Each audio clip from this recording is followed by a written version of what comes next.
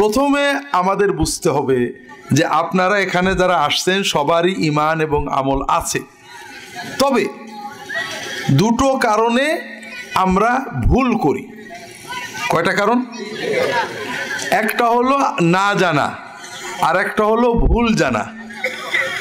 না জানা এবং ভুল জানা, আমরা জানি না অথবা ভুল জানি, এজন্য আমরা ঈমান এবং নেক আমল দুটোই অনেক সময় নষ্ট করে ফেলি। এই জন্য প্রথমে না জানা এবং ভুল জানার কয়েকটা উদাহরণ দিতে হবে, তা নাহলে আপনাদের আকর্ষণ বাড়বে না। যেমন মনে করেন আমাদের দেশে আপনারা শবে বরাতে ইবাদত করেন না? করেন। শবে বরাতে ইবাদত পুরুষেরা বেশি করে না মেয়েরা?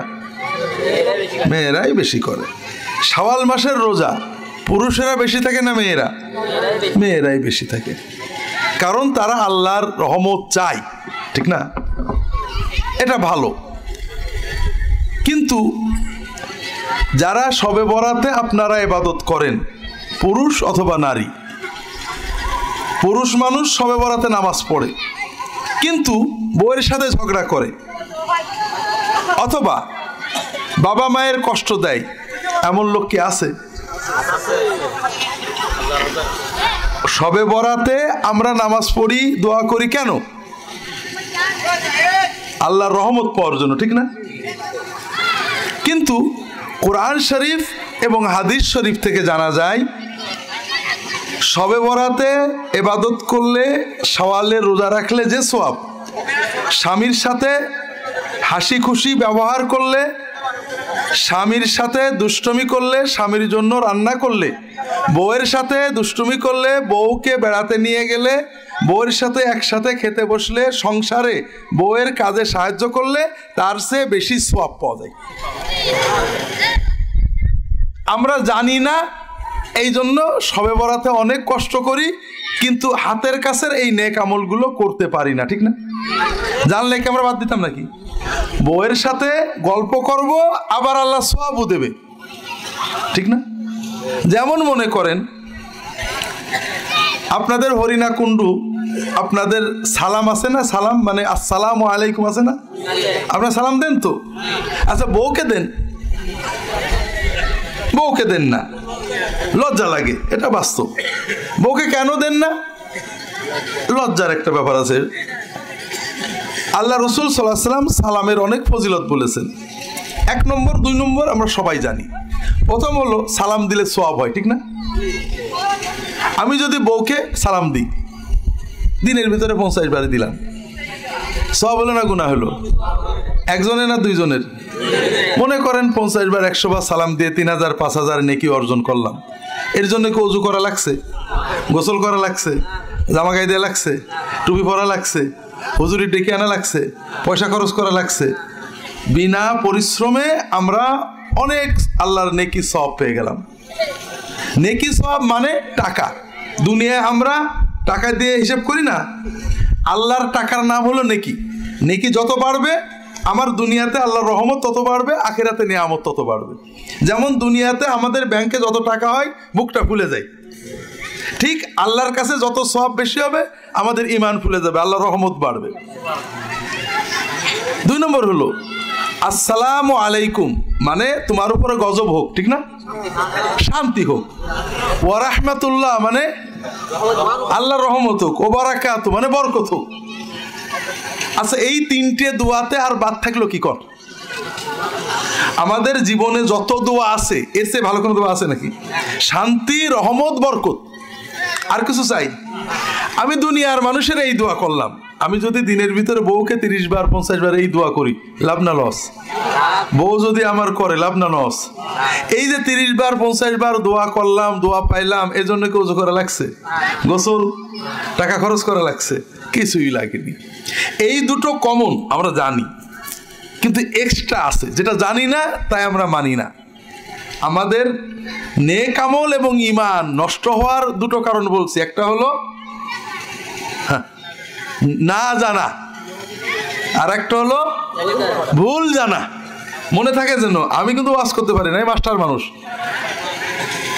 তাহলে আমাদের নেক আমল নষ্ট হওয়ার দুটো কারণ, একটা না জানা, একটা ভুল জানা।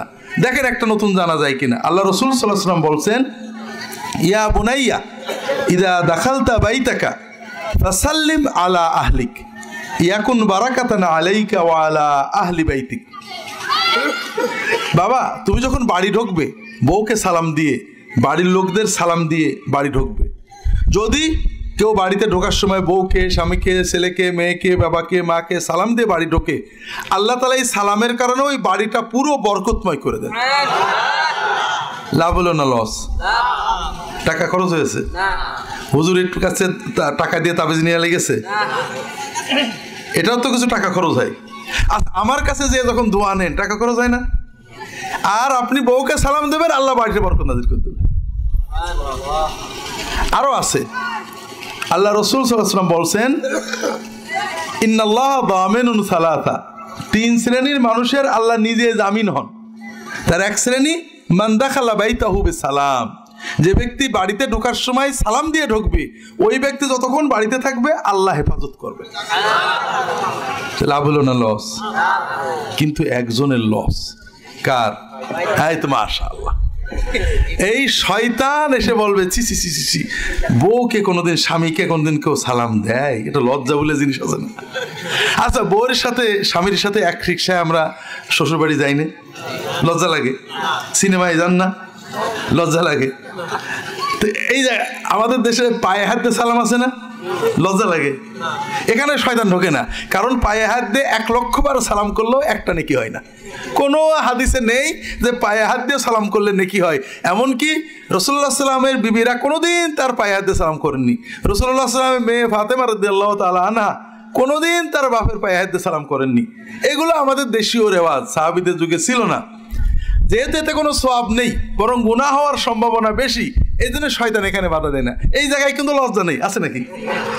কিন্তু যেখানে সওয়াব সেখানে শয়তান খালি ওয়াসওয়াসা দেয়। আচ্ছা, এইবার আমরা চিন্তা করি, আমরা এই যে একটা নতুন জিনিস জানলাম, এটা আমল করা সহজ না কঠিন? লাভ না লস? কিন্তু না জানার কারণে আমরা আমল করিনি। আর একটা ভুল জানা আছে, আমরা মনে করি সালাম মানে পায়ে হাত দেওয়া না।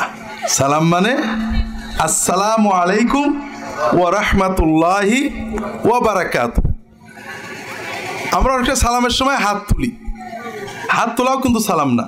মুসলমানের সালাম মুখে। কথা বুঝতে পেরেছেন? একান্ত কেউ দূরে থাকলে ইশারা করে দেবে, কপালে হাত দেওয়া ঠিক না।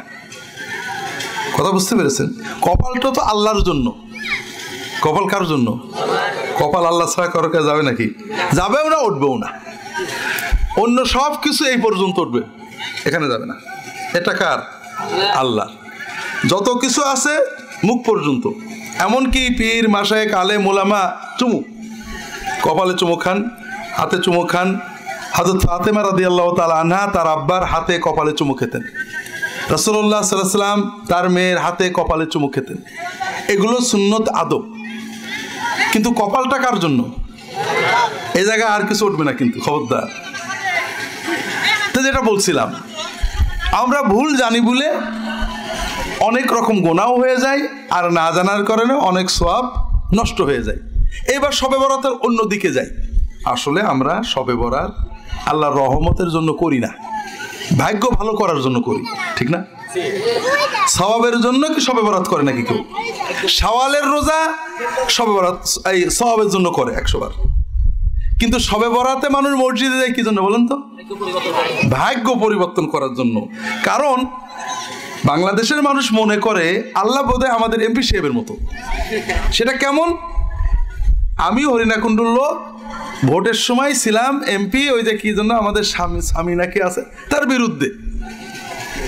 এখন পাশ করে যাওয়ার পরে আমি একদিন তার বাসায় যেয়ে বললাম যে, কাকা, চাচা, ভাইজান, স্যার, আমি আমার পরিবার সবাই আপনার আব্বার খুব ভক্ত, আপনার জন্য কত চেষ্টা করছি। তো উনি তার বুঝলো না, বলে ঠিক আছে তোমার যা যখন লাগে আমার বলবা, ঠিক আছে না? আমরা চেষ্টা করি। আমি গত বছর আল্লাহর কথা মানিনি, আগামী বছরে মানবো না নিশ্চিত। মানার কোনো নিয়ত নেই, কিন্তু সবার আগে মসজিদে বসি আল্লাহর বলে, আল্লাহ দেখছো তো আমার সে তোমার ভালো বান্দা আছে, দেখো আগে আগে মসজিদে আইছি। আল্লাহ তো ঠকে যাবে নাকি? হ্যাঁ, ঠকবে না। আসলে ভাগ্যর জন্য শবে বরাত লাগে না, ভাগ্যর জন্য যেটা লাগে সেই জায়গায় আমরা নেই। আল্লাহ রসুল সাল্লাল্লাহু আলাইহি ওয়াসাল্লাম বলছেন, মান আরাদা আইয়ুনসা ফি আজালিহি ওয়া ইউবারাকা লাহু ফি রিজকিহি ফালিয়াসিল রাহিমাহু। যদি কেউ চায় যে তার আয়ুটা বাড়ুক, চান নাকি আপনারা? চান সবাই। যদি কেউ চায় যে তার রিজিক আল্লাহ বরকত দিক, চান নাকি? তাহলে আমি একটা পরামর্শ দিই, দেখেন আপনাদের ভালো লাগে কিনা। আমাদের পাকশির দরবারে দুটো ছাগল মানত করে ফেলেন। হ্যাঁ, পাকশিতে অথবা যে কোনো জায়গায় আমার সুন্নাহ ট্রাস্টে যদি ছাগল দেন, টাকা দেন, নিয়ত হয় যে দিনের একটা জায়গায়, একটা ভালো জায়গায় টাকা দিলে আল্লাহ খুশি হবে। কে খুশি হবে? এটা সওয়াবের কাজ, এটা খারাপ না। আর যদি দেন যে হুজুর খুশি হয়ে আমার দিকে একটু নেক নজর দেবে, তাহলে এটা শিরক। নেক নজরের মালিক কে? কথা বোঝেননি? এখন আপনারা যদি মনে করেন ইউনূস আলাইহিস সালাম মাছের পেটে পড়ছিলেন, নজর দিছিলেন কে? না কোনো হুজুর? হ্যাঁ, ইব্রাহিম আলাইহিস সালাম যখন আগুনে পড়ছিলেন, নজর দিছিলেন কে? আমাদের নবী যখন গাড়ে হেরাইছিলেন তখন নজর দিছিলেন কে?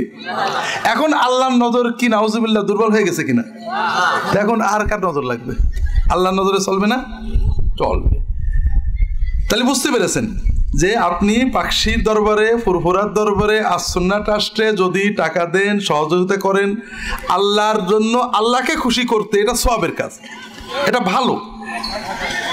আর যদি আমাকে খুশি করতে আমি আপনার ভালো করে দেব, তাহলে এটা শিরক। কিন্তু কোরআনে হাদিসে কোথাও নেই কোনো হুজুরের হাদিয়া দিলে, কোনো মাদ্রাসা, মসজিদ, মক্তবে দান করলে বিপদ কাটে। বিপদ কাটে, আয়ু বাড়ে, বরকত হয় কয়েকটা কারণে। এক নম্বরে এই হাদিসে রাসূলুল্লাহ কি বলছেন?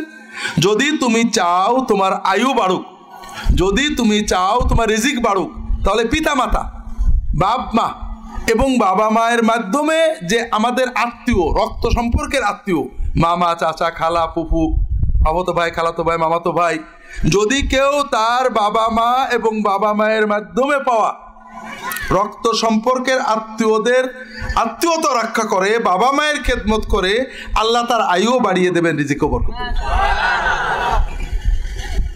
আমরা না জানার কারণে এবং ভুল জানার কারণে এই নিয়ামত থেকে বঞ্চিত হচ্ছি। নিয়ামত থেকে বঞ্চিত হচ্ছি না, আল্লাহর গজবে পড়ছি। সেটা কি? আল্লাহ রসুল সাল্লাল্লাহু আলাইহি ওয়াসাল্লাম বলছেন, মা মিন যামবিন আজদারু আন ইউআজ্জিলাল্লাহু লাহুল ইকাবা ফিদ দুনিয়া মা মা ইয়াদখিরু লাহু ফিল আখিরাতি মিনাল খাতিয়াতি ওয়াল বাগি। আল্লাহ অধিকাংশ গুনার শাস্তি দেবেন আখিরাতে, দুনিয়ায় না। কিছু কিছু গুনার শাস্তি আল্লাহ দুনিয়ায় দেবেন, আখিরাতেও দেবেন। এগুলোর ভিতরে সবচেয়ে কঠিনতম গুনাহ হলো দুটো। একটা হলো পিতামাতা এবং পিতামাতার মাধ্যমে পাওয়া আত্মীয়দের সাথে সম্পর্ক নষ্ট করা। এর গজব আল্লাহ দুনিয়াও দেবেন, আখিরাতেও দেবেন। আর একটা হলো কারোর উপরে জুলুম করা, এর শাস্তি আল্লাহ দুনিয়ায় দেবেন, আখিরাতেও দেবেন। এখন আপনি যদি বাবা মায়ের সাথে খারাপ ব্যবহার করেন আর শবে বরাতে অনেক কাঁদেন, কোনো লাভ হবে? আপনি আপনার হাদিয়া, আপনি বিপদে পড়ে হাদিয়া নিয়ে আমার কাছে চলে গেলেন, কিন্তু বাবা মার কাছে গেলেন না, লাভ হবে? ইমানও যাবে, দুনিয়াও যাবে, আখিরাতও যাবে। আমার কাছে কেন যাবেন পরে বলবো, কিন্তু বরকতের জন্য, কল্যাণের জন্য, আয়ু বাড়ার জন্য, বিপদ কাটার জন্য কার কাছে যাইতে হবে? আল্লাহর কাছে চাইতে হবে। দুনিয়ায় হাদিয়া নিয়ে কার কাছে যাইতে হবে? হ্যাঁ, আসল বাবা, পাতানো বাবা না, দয়াল বাবা না, আসল বাবা। মানুষ বাবা কয়জন হয় আপনাদের ভাই? বাবা তো একজন হওয়া উচিত, তাই না? তো যেটা বলছিলাম, তাহলে আমরা জানি না বলে অনেক নিয়ামত থেকে বঞ্চিত হচ্ছে, ঠিক না? এইরকম আরো অনেক বিষয় আছে, আমরা জানি না তাই পালন করতে পারি না, অথবা ভুল জানি, জানি না অথবা ভুল জানি। এরকম না জানার কারণে আমাদের সমাজের মানুষ অনেকে নামাজ পড়েন না, আছে না নেই? তারা বলেন নামাজ না পড়লে কি হয়, ইমান ঠিক আছে, হ্যাঁ শক্ত ইমান। তা আলহামদুলিল্লাহ এই যে নামাজ না পড়লে ইমান ঠিক থাকে, এটা একটা ভুল জানা। আর নামাজ না পড়লে কি হয় সেটা উনি জানেন না। তবে নামাজ পড়ে না, ইমান ঠিক আছে, এই রকম মুসলমান বাংলাদেশে বেশি থাকলে আমাদের হুজুরদের লাভ। আপনারা কথা বুঝতে পারছেন? কিন্তু মারেফতের ভেদ বোঝেননি। আবার বলি, নামাজ পড়ে না, ইমান ঠিক আছে, এই রকম মুসলমান যদি বাংলাদেশে বেশি হয় তাহলে আমাদের হুজুরদের লাভ। কিভাবে একটু ব্যাখ্যা করি। আপনারা সমাজে দেখবেন যে পুরুষ অথবা যে মহিলা নামাজ পড়ে না একটু অস্থির বেশি হয়, অল্প বিপদেই অস্থির হয়ে যায়। ছেলের অসুখ হোক আর ছাগলের অসুখ হোক, মামলা হোক আর ঝগড়া হোক, অস্থির হয়ে যায়, বিপদ মনে করে। জ্বর, জারি, মাথা ব্যথা, পেট ব্যথা, পায়খানা যাই হোক না কেন খুব ভয় পায়, অস্থির হয়ে যায়, মনে করে আল্লাহ হয়তো বিপদ কাটাতে পারবে। কিন্তু আল্লাহর কি করে ডাকতে হয় জানে না। ও তখন কি করে, বিপদের মাত্রা হিসেবে 200 টাকা বা 2000 টাকা একটা মুরগি বা 2টো ছাগল নিয়ে হুজুরের কাছে যায়। তাহলে মনে করেন বাংলাদেশের 16 কোটি মুসলমানের প্রায় 12 কোটি হুজুর পীর সাহেব আছে, আমিও একজন তার ভিতরে। আমাদের লাভ হয় না লস হয়? কাজেই নামাজ পড়ে না, ইমান ঠিক থাকে, এই রকম মুসলমান বাংলাদেশে যত বেশি হবে আমাদের তত লাভ। আর এই জন্যই আমরা যদিও অনেক হুজুর নামাজ লাগবে না, আমি দেখবো, আমার মুরিদ হলে নামাজ লাগে না, এসব বলে না। আর কোন কোন হুজুর নামাজের আমরা একটু ওয়াজ করি বটে, কিন্তু ভিতরে ভিতরে এত চাই না যে নামাজ হোক। কারণ কি? কারণ হলো নামাজি মুরিদেরা এত টাকা দেয় না, বেনামাজি মুরিদেরা সবসময় বেশি হাদিয়া দেয়। আর এজন্যই বেনামাজি যখন মারা যায় তখন আমরা ওই বেনামাজির জানাজা টানাজা পড়ায় দোয়া করে কলমা খতম করে জান্নাতুল ফেরদাউসে দিয়ে দিই। এই জন্য মানুষ জানে নামাজ না পড়লেও হুজুররা আছে আমাদের জান্নাতে দেওয়ার জন্য, ঠিক না? যেটা বলছিলাম ভাইরা, নামাজি বেনামাজি মুসলমান সমাজে বেশি থাকলে কাদের লাভ? হুজুরদের। কিন্তু আপনাদের কি একটু বিবেচনা করেন, আপনাদের কিন্তু 16 আনাই লস। 1 নম্বর, আপনি যে দাবি করলেন ইমান ঠিক আছে, নামাজ না পড়লেও ইমান ঠিক আছে, কিন্তু ইমান ঠিক থাকে না। মনে করেন বাংলাদেশের আমরা ভোটের দেশ, বাংলাদেশ কিসের দেশ? গণতন্ত্রের দেশ। ভোট হবে হা না, নামাজ না পড়লে ইমান ঠিক থাকে হা, থাকে না। আমরা বাংলাদেশে 16 কোটি হিন্দু মুসলমান বৌদ্ধ খ্রিস্টান ভোট দিলাম হা, আর একজন ভোট দিলেন না, রাসূলুল্লাহ সাল্লাল্লাহু আলাইহি ওয়াসাল্লাম। এবার কোনটা জিতবে? কোন ভোট গণতন্ত্র চলবে? সেই রাসূলুল্লাহ সাল্লাল্লাহু আলাইহি ওয়াসাল্লাম হাদিস শরীফে বারবার বলেছেন নামাজ না পড়লে ইমান ঠিক থাকে না। এটা হলো 1 নম্বর। 2 নম্বর আরো কঠিন।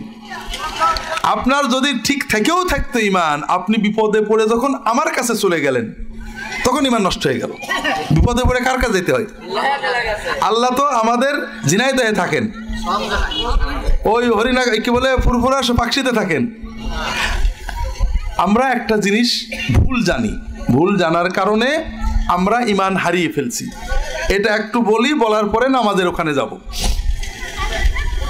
সেটা হলো আমরা মনে করি আল্লাহ তাআলা রাজা বাদশার মতো, প্রধানমন্ত্রী, এমপি, ডিসি, এসপি এদের মতো। এদের কাছে যাইতে গেলে একটা মাধ্যম নিয়ে গেলে ভালো হয় না ভাই? আপনি কি একা ডিসির কাছে যাইতে পারবেন? কিন্তু ডিসির অফিসের বা খুব আপনজন কাউকে নিয়ে গেলে কি হবে? সহজে যাওয়া যাবে। মাশাআল্লাহ। আল্লাহ তো সেরকম। আল্লাহর কাছে কি আমরা সরাসরি যাইতে পারবো? আল্লাহর একজন নেককার বান্দা নিয়ে গেলে সহজে যাওয়া যাবে, ঠিক না? হ্যাঁ, বিষয়টা আরো ভালো করে বুঝি, কথাটা ঠিক না ভুল। আমরা ডিসি, এসপি, এমপি, মন্ত্রী, জজ এদের কাছে যাওয়ার সময় কাউকে নিয়ে যেতে হয় কেন? মাধ্যম লাগে কেন? কারণ দুটো কারণ। প্রথম কারণ হলো তিনি আমাকে চেনেন না, ঠিক না? যদি তিনি আমাকে চিনতেন তাহলে কার কারণ নেওয়া লাগতো? তাহলে আমরা একজন মাধ্যম নিয়ে যাই, কারণ উনি আমাকে চেনেন না। যেহেতু চেনেন না, আমাকে উনি এন্টারটেইন করবেন না, আমার কথা শুনবেন না, অথবা ঢুকতেও হয়তো দেবেন না। কিন্তু একজন তার পরিচিত লোক যদি বলে যায় যে এই লোকটা খুব ভালো, আমাদের এলাকার খুব ভালো মানুষ, তিনি তখন ঢুকতে দেবেন, ঠিক না? আল্লাহ তো সেরকম, আল্লাহ তো আমাদের চেনেন না। একটু বুঝে সুঝে কন, আল্লাহ তো আমাদের চেনেন না, চেনে। তবে একটু চিন্তা করেন, আল্লাহ তাআলার লাখ লাখ কোটি কোটি কোটি কোটি বান্দা, আল্লাহ হয়তো আমাদেরকে ঝাপসা জানেন, একজন হুজুর যদি সাথে যেয়ে বলে দেয়, আল্লাহ তাড়াতাড়ি চিনতে পারবেন, ঠিক না? আমাদেরকে কে বেশি চেনেন? যে আল্লাহ আমাকে মায়ের চেয়েও বেশি চেনেন, যে আল্লাহ আমার ভালো মন্দ আমার চেয়েও ভালো জানেন, সেই আল্লাহর কাছে যেতে কাউকে নিয়ে যেতে হবে, এই চিন্তা করলে কি ঈমান থাকে? থাকে না। আল্লাহকে রাজা বাদশার সাথে তুলনা করলে ঈমান থাকে না। দ্বিতীয় কথা হলো, ডিসি, এসপি, এমপি মহোদয়দের কাছে লোক নিয়ে যেতে হয় আর একটা কারণে। অনেক সময় তারা জানলেও পার্সিয়ালিটি করে না? এলাকার কমিশনার দুইজনকেই চেনে, তারপরেও অনেক সময় পার্সিয়ালিটি করে না? করে। আপনি যদি ওই কমিশনারের একজন আপনজনকে দিয়ে সুপারিশ করে দেন যে দেখো এই লোকটা আমার লোক, একটু খেয়াল রেখো, তাহলে আর পার্সিয়ালিটি করে না। আল্লাহ তো তেমন, আল্লাহ তো পার্সিয়ালিটি করতে পারে। কেউ যদি আল্লাহ তাআলাকে এই জালেম মানুষদের মতো কল্পনা করে, তাহলে কি ঈমান থাকে? থাকে না। যে আল্লাহ আমার ভালো মন্দ আমার চেয়ে বেশি জানেন, যে আল্লাহ আরহামুর রাহিমিন, তার চেয়ে দয়ালু হয় না, সে আল্লাহ পার্সিয়ালিটি করবেন অথবা কাউকে না নিয়ে গেলে আমার কথা শুনবেন না, এই চিন্তা করলে কি ঈমান থাকে? থাকে না। আবারও বুঝি আমরা, এই যে ছোট বাচ্চারা আছে, আমরাও এক সময় ছোট ছিলাম, ছোটবেলা থেকে বড় হওয়া পর্যন্ত আমাদেরকে, ছোটদেরকে, বাচ্চাদেরকে, ছেলে মেয়েদেরকে বেশি মারে মা না বাবা না দাদি? তাহলে বোঝা গেল বাচ্চাদের বড় দুশ্মন হলো মা। ছোট বাচ্চারাও ঘান্ডের না, ওরাও বোঝে যে কথাটা খারাপ, ও জানে ওর মা সবচেয়ে ওকে মারে, কিন্তু ওর যদি বলেন তোমার বড় দুশ্মন মা, কোনো মতেই মানতে রাজি না, ঠিক না? সবচেয়ে বেশি মারে কে? মা। এখন মনে করেন ছোট বাচ্চাদের ঈমান ঠিক আছে, ওদের ঈমান কখনো দুর্বল হয় না, কিন্তু বড় মানুষের ঈমান নষ্ট হয়ে গেছে। এখন যদি আমাদের মতো একটা বাচ্চা ছেলে কল্পনা করে, পাই না, সে জানে যে আমার মা বদরাগী, প্রায় মারে, রাগ করে, কাজেই যখন ওর কোনো কষ্ট হয়, দুধ খাওয়ার শখ হয়, পানি খাওয়ার শখ হয়, কিছু দরকার হয়, ও ভয়ে মার কাছে যে বলে যে আমি তো খুব অন্যায় করি, মা তো রেখে আছে। ও দাদির কাছে যে বলে, খালার কাছে যে বলে, বড় আপুর কাছে যে বলে, দাদি একটু মার করে দাও না, আমার একটু দুধ দিতে। এইরকম যদি কোনো মায়ের থাকে, তাহলে মা কি এরকম ছেলের প্রতি খুশি হয় না বিরক্ত হয়? খুশি হয় না বিরক্ত হয়? যারা বোঝেননি বাড়ি দিয়ে মার কাছে বা বউর কাছে জিজ্ঞেস করে। মার ছেলে মেয়ে যদি তার কষ্ট, ব্যথা, বেদনার কথা মার কাছে না বলে আগে দাদি, আব্বা, খালা, বোনের কাছে বলে, মা খুশি হয় না বেজার? কেন বেজার হয়? কারণ ওই ছেলেটা মূলত মাকে অপমান করত, সবার কাছে প্রমাণ করতে আমার মাটা একটু খারাপ, ঠিক না? ঠিক না? এই ছেলে তার মায়ের মাতৃত্বকে অপমান করত। কথা বলছেন? যে বান্দা বিপদে আপদে, কষ্টে, দুঃখে, ব্যথা, বেদনায়, যত গুনাহগার, যত দুষ্ট ছেলে হোক, ব্যথা, বেদনা, কষ্ট, দুঃখে প্রথমে তার মালিকের সাথে কথা না বলে আরেকজনের কাছে যায়, ওই বান্দা তার মালিকের, রবের, আল্লাহ রুবুবিয়ত এবং উলুহিয়তকে অপমান করে। কারণ বান্দার সবচেয়ে আপন আল্লাহ। আমরা একটা দুষ্ট ছেলে, যত দুষ্টই হোক, তার সবচেয়ে আপন,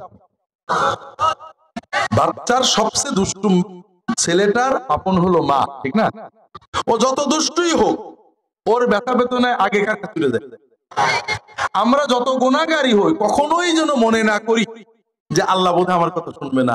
আল্লাহ কাফের আবু জেহেলের দোয়া, আল্লাহ কোরআনে বলেছেন যদি পারি পরে। তাহলে যদি কেউ মনে করে যে কোনো বাচ্চার দুধ খাওয়ার জন্য মায়ের কাছে কিছু চাওয়ার জন্য মাধ্যম লাগে, তাকে আপনারা বুদ্ধিমান বলবেন না পাগল বলবেন? ঠিক তেমনি যদি কেউ বলে যে আল্লাহর কাছে চাইতে তার বান্দার মাধ্যম লাগে, সেও বেঈমান। কথা বোঝেননি? শেখার জন্য মাধ্যম লাগে, আমি কোন দোয়াটা পড়বো, কোন কায়দায় পড়বো, এজন্য মাধ্যম। কোন ওজিফা করবো, এটা শিখতে মাধ্যম লাগে। কিন্তু আল্লাহর ডাকতে, আল্লাহর নেক নজর নিতে, দোয়া কবুল হতে কোনো মাধ্যম লাগে চিন্তা করলেই বেঈমান। যেটা বলছিলাম ভাই, আমরা অনেক সময় মনে করি কোর্টে গেলে উকিল লাগে, আল্লাহর কাছেও উকিল লাগে। এরকম কথা শুনেছেন না শুনেননি? শুনে। কোর্টে গেলে উকিল কেন লাগে? কারণ জজ সাহেব আমার দলিলের বিষয় জানেন না, এটা যে জেনুইন আর আমার বিবাদীরটাতে জাল, এটা কি জজ জানে? জানে না। কাজেই আইনের কোন ধারায় গেলে আমারটা সঠিক প্রমাণ হবে, এটা বোঝানোর জন্য একজন উকিল লাগে। আল্লাহ তো সেরকম। আমি আল্লাহর কাছে বলছি, আল্লাহ তুমি জানো মিথ্যা মামলা দিয়েছে, আল্লাহ তুমি জানো আমার শাশুড়ি অন্যায় করে, আল্লাহ তুমি ভালো করে দাও, আল্লাহ আমার বিপদ কাটিয়ে দাও, আল্লাহ তুমি জানো যখন গুনাহ করেছি তখন বুঝিনি, আল্লাহ করে ফেলেছি, আর করবো না, নিয়ত করছি। আমি যে সত্য কথাটা বলছি, অন্তর দিয়েই বলছি, আমার কথা ঠিক, এসব বিষয় তো আল্লাহ জানেন না, জানেন। তারপরেও একটা উকিল লাগবে। আল্লাহ কোরআন কারিমে বলেছেন কাফা বিল্লাহি ওয়াকিলান, উকিল হিসেবে আল্লাহই যথেষ্ট। কে যথেষ্ট? আল্লাহ কোরআনে বলেছেন ফাত্তাখিযহু ওয়াকিলান, উকিল ধরো আল্লাহকে। কাকে? আল্লাহ তাত্তাখিযু মিন দুনি ওয়াকিলা, আল্লাহকে ছাড়া আর কাউকে উকিল। তাহলে বান্দার উকিলকে নেককার মানুষ, নেক আমল, নবী রাসূল ফেরেশতা, তারা সুপারিশ করতে পারবে আল্লাহর হুকুমে, কিন্তু কেউ ওকালতি করতে পারবে না। বুঝতে পেরেছেন? তাহলে এই ভুল ধারণাগুলোর কারণে, ভুল জানার কারণে আমাদের ঈমানগুলো নষ্ট হয়ে যায়। কথা বুঝতে পারছেন? আমরা মনে করি হুজুররা দোয়া করলে আল্লাহ তাড়াতাড়ি শুনবে, এটা ভুল কথা। দোয়া কবুল হওয়ার ক্ষেত্রে সবচেয়ে বড় হলো অন্তরের আবেগ। আপনি যখন আমার কাছে দোয়া চান, আমি কি আপনার জন্য চোখ দিয়ে পানি বের করে দোয়া করি? কিন্তু আপনি যখন হাত তোলেন তখন চোখে পানি আসে না? আল্লাহর কাছে চোখের পানি আর অন্তরের অস্থিরতা। কথা বুঝতে পেরেছেন? যেটা বলছিলাম ভাই, তাহলে আপনি প্রথমত নামাজ না পড়ার কারণে ঈমান নষ্ট হলো, দ্বিতীয়ত বিপদে পড়ে আল্লাহকে না ডেকে অন্য জায়গায় যাওয়ার কারণে ঈমান নষ্ট হলো, তৃতীয় লক্ষ্য আপনি যে ছাগল গরু টাকা আমাকে দিলেন, এটা তো নষ্ট হলো, আপনি খাইলে ভালো হতো না। চতুর্থ, যে জন্য আপনি এত কিছু করলেন বিপদ কাটানোর জন্য, ঠিক না? এমনকি আপনাদের হরিণা কুণ্ডু আশেপাশে কেউ আছে যে একবার হুজুরে দুটো ছাগল দিয়েছে আর দেওয়া লাগে না, আর কোনো বিপদ আপদ হয় না, আছে নাকি? প্রতি বছরই দেওয়া লাগে, এরপরে বিপদ আপদ আছে, ওই আর 10 জনের মতোই আছে, ঠিক না ভাই? হ্যাঁ, কিন্তু এর বিপরীতে যদি আপনি নামাজ পড়তেন তাহলে কি হতো খেয়াল করে। আল্লাহ রাসূল সাল্লাল্লাহু আলাইহি ওয়াসাল্লাম বলেন আকরাবু মা ইয়াকুনুল আবদু মিনাল্লাহি ওয়া হুয়া সাজিদ ফাআকসিরু ফীহি মিনাদ দুআ ফাইন্নাহু কামিনুন আইয়ুস্তাজাবা লাক। বান্দা যখন নামাজে সিজদায় চলে যায় তখন আল্লাহ তাআলার সবচেয়ে কাছে চলে যায়, আল্লাহর সাথে বান্দার দিদার হয়, নৈকট্য। ওই সিজদার ভিতরে বান্দা আল্লাহর কাছে যা চায় আল্লাহ সেটাই কবুল। কাজেই যদি আপনি নামাজি হতেন, 2 রাকাত নামাজে দাঁড়াতেন, নামাজের সিজদায় আল্লাহর কাছে চাইতেন, নামাজ পড়ে আল্লাহর কাছে চাইতেন, আল্লাহ আপনার বিপদও কাটিয়ে দিতেন, আপনার বেলায়েত, আপনি আল্লাহর ওলি। তাহলে নামাজ না পড়ে ঠকলেন না, দিতেন। কিন্তু আমরা বুঝতে পারি নামাজটা যে আমার কত বড় নিয়ামত বুঝতে পারে। অনেকে বলে আরে আমার হুজুরের মুরিদ হলে নামাজ লাগে না, আছে নাকি আপনাদের এলাকায়? আচ্ছা শোনেন, কেউ যদি বলে আপনি বয়স হয়েছে, আপনি মার কাছে যে প্রতিদিন বসে একটু কথা বলেন, অর্থাৎ দোকানে যখন যান অথবা বিকেলে বেড়াতে যান, মার কাছে, মাও বুড়ো হয়েছে আপনারও বয়স হয়েছে, মা ভালো আছো তো, কি খাবে আজকে বলো মা, একটু 10-15 মিনিট বসে গল্প করে। আপনার বড় ভাই বা ছোট ভাই বলছে যে তুমি প্রতিদিন মার কাছে বসে 15-20 মিনিট সময় নষ্ট করো কি জন্য? তুমি মার কাছে যাওয়া বাদ দিয়ে দাও, যদি তোমার মার কাছে কোনো স্বার্থ থাকে আমি আছি। এই যে বুদ্ধিটা আপনার ভাই দিল, আপনার কাছে এই বুদ্ধিটা কেমন লাগছে? ভালো, সুন্দর বুদ্ধি, ঠিক না? এই বুদ্ধিটাকে সুন্দর মনে করছেন কে কে? কেউ না। মায়ের কাছে বসে কথা বলা, এটা কি সময় নষ্ট করা না কাজে লাগা? আমরা যে মার কাছে বসে গল্প করি, এটা কি শুধু স্বার্থের জন্য না মনের তৃপ্তির জন্য, মনের ভালোবাসার জন্য? আমরা মার কাছে যখন প্রতিবার যখন মার সাথে কথা বলি, স্বার্থের জন্য বলি না, মনের টানে বলি, ঠিক না? তাহলে মার সাথে বসে কথা বলা কি সময় নষ্ট না কাজে লাগা? মা বেশি আপন না আল্লাহ বেশি আপন? তাহলে যদি কেউ বলে যে তুই প্রতিদিন 30 মিনিট 40 মিনিট কেন আল্লাহর সাথে কথা বলে সময় নষ্ট করিস, তুই আমার দলে আয়, তোর যা লাগে আল্লাহর কাছে আদায় করে দেবো, সে কি ভালো কথা বললো না খারাপ কথা? খারাপ। আপনার এলাকার এমপি আপনার ভালোবাসা, আপনার সাথে বা আপনার আপনার সাথে তার মহব্বত, সে বলল যে মনি, আমি যখনই বাড়িতে আসবো তুই আমার সাথে এসে দেখা কর, আমার খুব ভালো লাগে তোর সাথে গল্প। তো এমপি বাড়ি থাকলে আপনি যান, প্রতিদিনই যান, বা 1-2 দিন পরে সুযোগ পেলেই যান, চা খান, বিস্কুট খান, গল্প করে চলে আসেন। দলের একজন নেতা আপনাকে বললো যে আপনি কেন প্রতিদিন এমপির কাছে বসে 15 মিনিট সময় নষ্ট করেন, কোনো দরকার নেই এমপির কাছে প্রতিদিন যাওয়ার, আপনি আমার গ্রুপে থাকেন, এমপির কাছে যখন যে কাজ লাগবে আমি করাই দেব। এই বুদ্ধিটা আপনার কেমন লাগলো? খুব সুন্দর বুদ্ধি না? এই বুদ্ধিটা ভালো লাগলো কার কার? কারোরই ভালো লাগলো না। যে এই বুদ্ধি আপনাকে দিল সে আপনার বন্ধু না দুশ্মন? ও আপনার মাথায় কাঁঠাল ভেঙে খেতে চায়, ঠিক না? এমপির কাছে আপনি প্রতিদিন যান কিন্তু স্বার্থ নিয়ে না, মনের টান, কিন্তু যখন কোনো সুবিধা অসুবিধা হবে তাইলে এমপি করে দেবে, ঠিক না? আপনি যাওয়া বন্ধ করলে এমপির সাথে সম্পর্ক নষ্ট হয়ে যাবে, তখন আপনি আর হঠাৎ করে যে কিছু চাইতে পারবেন না। ও বলবে যে হ্যাঁ এমপি কে বলেছি 10,000 টাকা দিলে হয়ে যাবে, পরের দিন বলবে না আরো 5 লাখ, ঠিক না? ও আপনার মাথায় কাটা। কাজেই যে ব্যক্তি বলে যে তুমি নামাজে আল্লাহর সাথে কথা বলো না, আমার দলে থাকো, সে আপনার বন্ধু না দুশ্মন?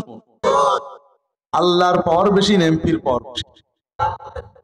সে আল্লাহ আমাকে বলেছেন বান্দা আমি তোমাকে ভালোবাসি, তুমি প্রতিদিন 5 বারে 5-10 কে 50 মিনিট 5-25 মিনিট আমার সামনে আমার সাথে কথা বলবা, তোমার মনের ব্যথা জানাবা, আমি রহমত দিয়ে তোমার দিকে তাকাবো।